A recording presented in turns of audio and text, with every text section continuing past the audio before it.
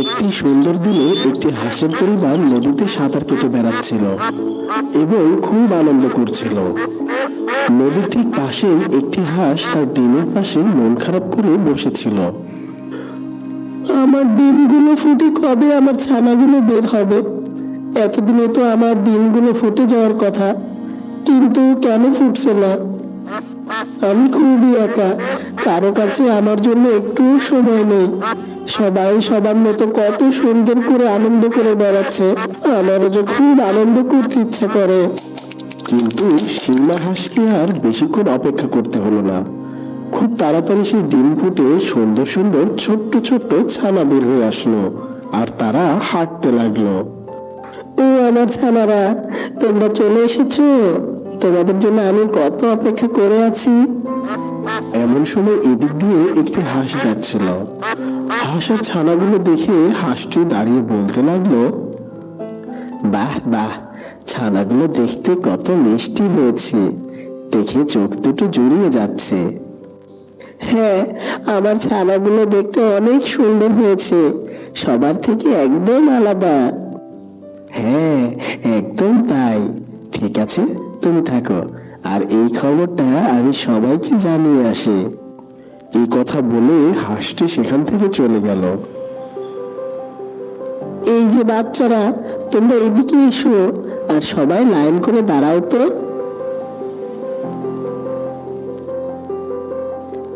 1 2 3 4। আরে, এইখানে তো 4টা বাচ্চা, কিন্তু আমার ডিম তো ছিল 5টা। আরেকটি কোথায় গেল? মা হাঁসটি ঘুরে দেখলো এখনো একটি ডিম ফুটতে বাকি আছে। আমার মনে হয় এই ডিমটি না ফোটা পর্যন্ত আমাকে এই ডিমের উপর বসে আরো তা দিতে হবে। এরপর হাঁসটি সেই ডিমের উপর বসে তা দিতে থাকলো। খুব তাড়াতাড়ি সেই ডিমটিও ফুটে গেল, কিন্তু বাচ্চাটি দেখতে ছোট এবং অনেক কুৎসিত ছিল। আরে, এই বাচ্চাটা তো বাকি ভাই বোনদের থেকে একদমই আলাদা। এমন কুৎসিত বাচ্চা দেখে হাঁসটি অনেক চিন্তায় পড়ে গেল। পরের দিন ছোট ছোট বাচ্চারা পানিতে সাঁতার কাটতে লাগলো। আজ আমি অনেক খুশি, এই বাচ্চারা কত সুন্দর করে সাঁতার কাটছে, আর এই ছোট্ট বাচ্চাটিও তো অনেক সুন্দর করে সাঁতার কাটছে। এই চলো বাচ্চারা, আজকের জন্য এটুকুই থাক, অন্ধকার নামার আগে আমাদেরকে ফার্ম হাউসে যেতে হবে।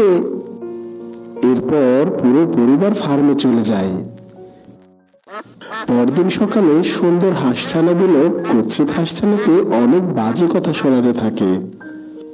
তুমি দেখতে অনেক বাজে, তাই আমাদের সাথে তুমি যেতে পারবে না।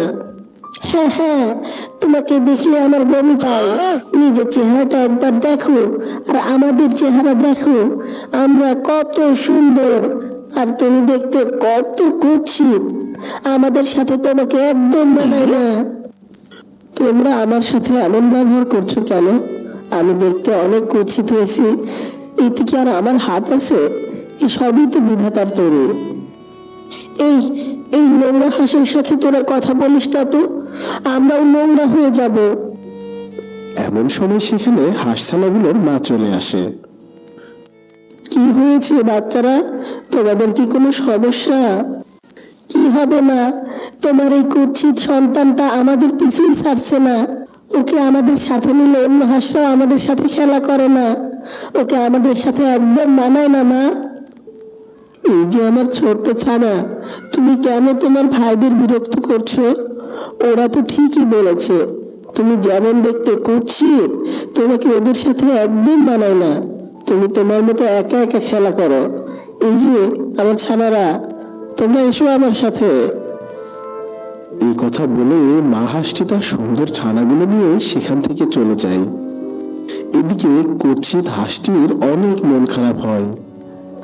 আমার সাথে সবাই এমন করে কেন? আমি দেখতে কুৎসিত হয়েছি, এতে কি আমার কোনো দোষ আছে? সুন্দর অসুন্দর এই সব তো বিধাতার হাতে।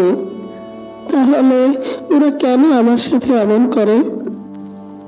কুৎসিত হাঁসটি কিছুক্ষণ এখানেই দাঁড়িয়ে রইল এবং সে ঠিক করলো সে এই জঙ্গল ছেড়ে অনেক দূর চলে যাবে। আমাকে নিয়ে আর তোমাদের কারো কোনো কষ্ট হবে না। আমি এই জঙ্গল তোমাদের ছেড়ে অনেক দূর চলে যাব। বিদায় জঙ্গল, বিদায়। কুৎসিত দেখতে হাঁসছানাটি মনের দুঃখে সে হাঁটতে থাকে। হাঁটতে হাঁটতে ছানাটি জঙ্গল পেরিয়ে নদী পেরিয়ে এক নতুন জঙ্গলে চলে আসে। যাক, এই জঙ্গলে আশা করি আর কেউ নাই যারা আমাকে খারাপ বলবে।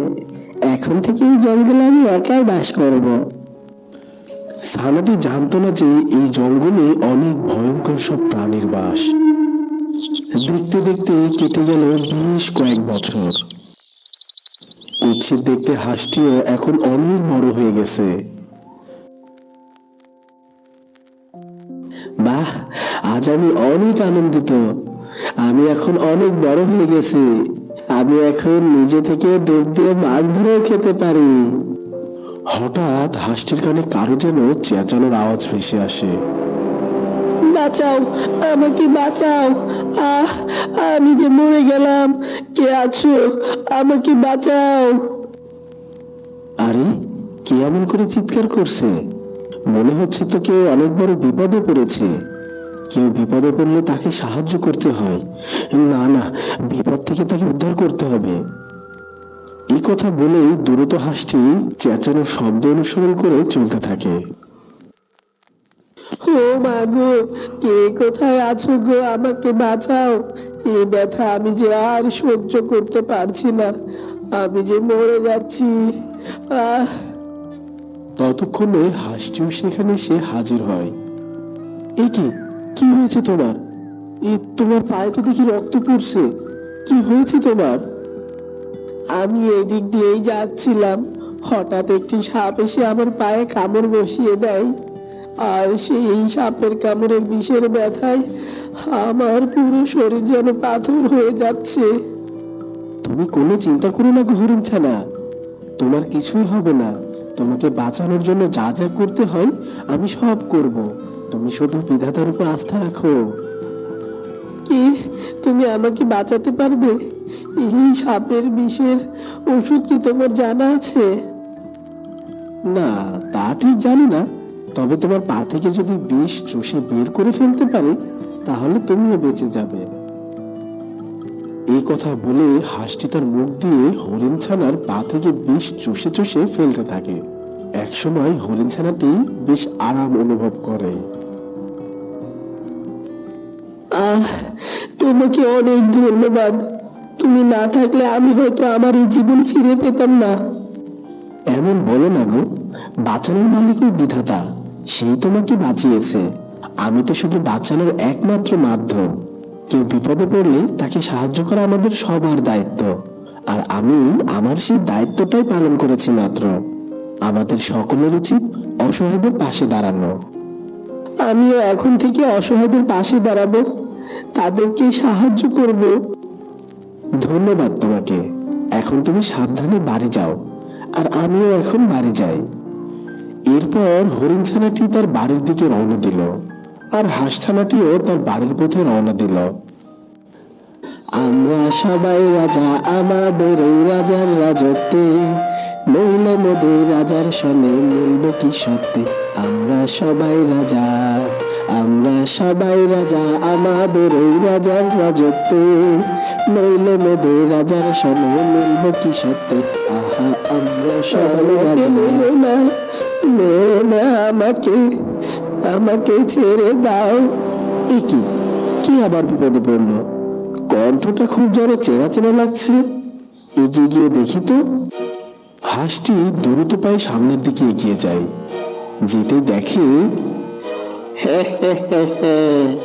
যতই চেঁচাও কোনো কাজ হবে না। এই জঙ্গলে তোমাকে কেউ বাঁচাতে আসবে না। আরে, উনি তো দেখতে আমার মায়ের মতো।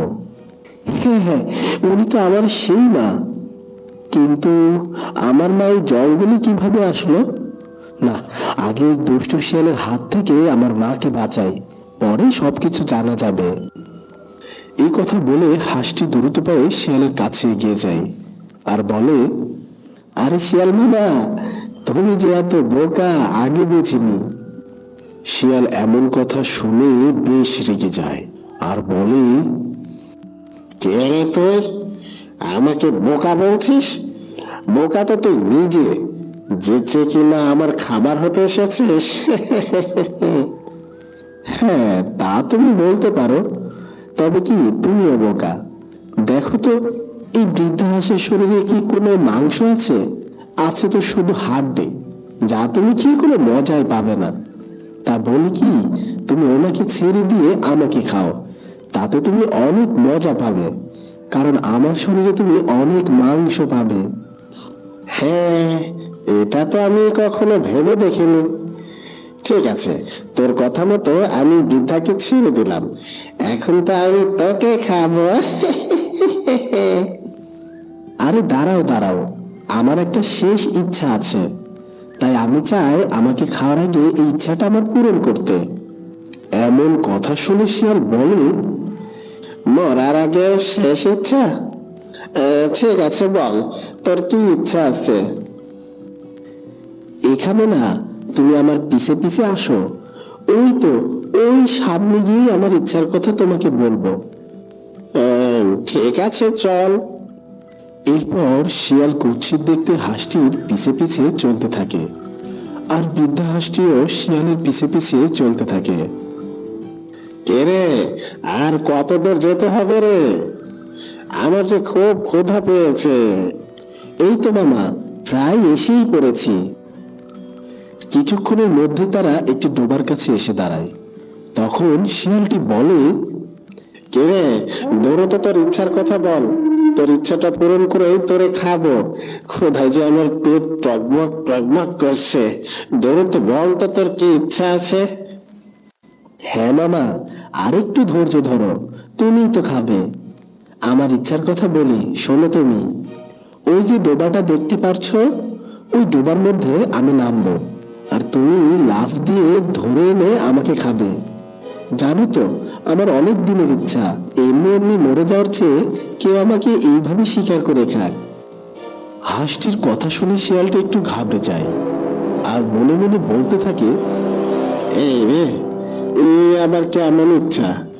আমি তো আবার সাঁতারও জানি না, যদি ডোবা থেকে উঠে না আসতে পারি তাহলে তো কেরালা ফতে। কিন্তু ডোবাটা দেখে তো মনে হচ্ছে আমি হেঁটেই পার হয়ে যেতে পারবো। কি হলো শিয়াল মামা, তুমি কি ভয় পেয়ে গেলে নাকি? আমি তো জানি তুমি খুব শক্তিশালী, তোমার কাছে এসব কাজ করা তো কোনো ব্যাপার না। তা কি এত ভাবছো মামা?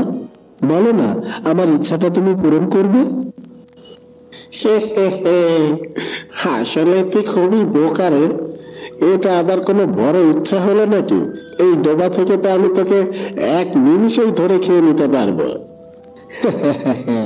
একবার লাফ দিয়ে দেখোই না উপরে আর উঠতে পারো কিনা। ঠিক আছে মামা, আমি তাহলে ডোবাতে নামলাম, তোমাকে বলা মাত্রই তুমি আমাকে লাফ দিয়ে শিকার করবে। ঠিক আছে, দৌড়ে তো যা। হাঁসটি ডোবার মধ্যে নেমে যায় আর কিছুটা দূর যাওয়ার পর বলে, এই তো মামা, তুমি এখন আমাকে ধরো, দ্রুত লাফ দাও। হাসির এমন কথা শুনতেই শিয়াল দেয় এক লম্বা লাফ। লাফ দিতেই হাঁসটিও ডুব দেয় আর পাড়ে উঠে আসে। বোকা শিয়ালটা জানতো না যে এই ডোবাটা অনেক গভীর।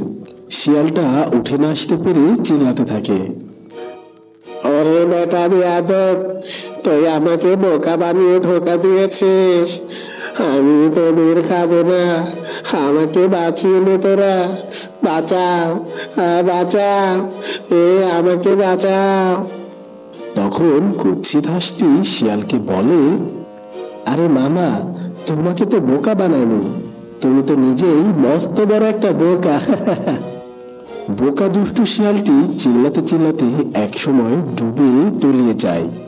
আর তখন বৃদ্ধা হাঁসটি বলে, কে বাবা তুমি, যে কিনা নিজে জীবন বাজি রেখে আমাকে বাঁচালে? আমাকে এখনো চিনতে পারোনি মা? আমি তোমার সেই সন্তান, যাকে তোমরা সবাই অনেক ঘৃণা করতে, আমাকে অপমান করে কথা বলতে, আমি সেই কুৎসিত।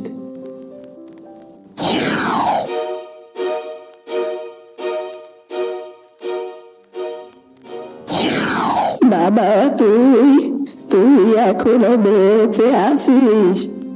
আমি তো আমার নিজের চোখকে বিশ্বাসই করতে পারছি না। কেন না?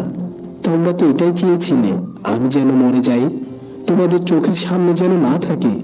আর তাই তো আমি তোমাদের সবাইকে ছেড়ে এই জঙ্গলে চলে আসি। আমাকে ক্ষমা করে দে বাবা, এমন কথা বলে আমাকে আর লজ্জা দিস না। তুই আমাকে ক্ষমা করে দে। তোমাদের কারো উপরে আমার কোনো রাগ নেই মা, আমি এখানে অনেক ভালো আছি। কিন্তু মা, তুমি এই জঙ্গলে কিভাবে এলে?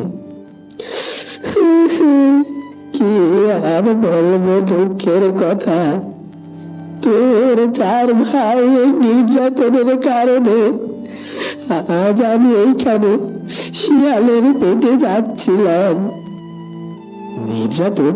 কেমন নির্যাতন? সব খুলে বলো আমাকে। তোর 4 ভাই শুধু বাড়িতে শুয়ে বসে থাকবে, আর ওদের খাবার আমাকে জোগাড় করে দিতে হবে। যেদিন খাবার জোগাড় করতে পারি না, সেই দিন ওরা আমাকে অনেক মারধর করে। আর তাই আমি এই জঙ্গলে এসেছিলাম খাবার জোগাড় করতে।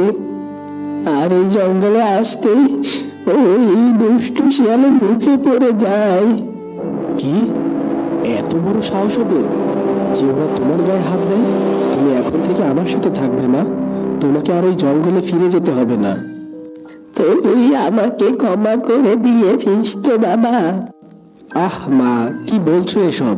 চলো তো আমার সাথে। এরপর কুৎসিত হাঁসটি তার মাকে সাথে নিয়ে বাড়ির দিকে রওনা দেয়। আর এভাবে একটি কুৎসিত হাঁস আবারও তার মাকে ফিরে পায় এবং তারা এক সুন্দর জীবনযাপন অতিবাহিত করতে থাকে। তো বন্ধুরা, কখনো কারো চেহারা দেখে তাকে বিবেচনা করো না, কারণ আসল মূল্য লুকিয়ে থাকে চরিত্রে, মুখে নয়। এমন সুন্দর সুন্দর গল্প পেতে চ্যানেলটি এখনই সাবস্ক্রাইব করে পাশে থাকা বেল আইকনটি বাজিয়ে দাও। দেখা হবে নতুন কোনো গল্পে। ধন্যবাদ।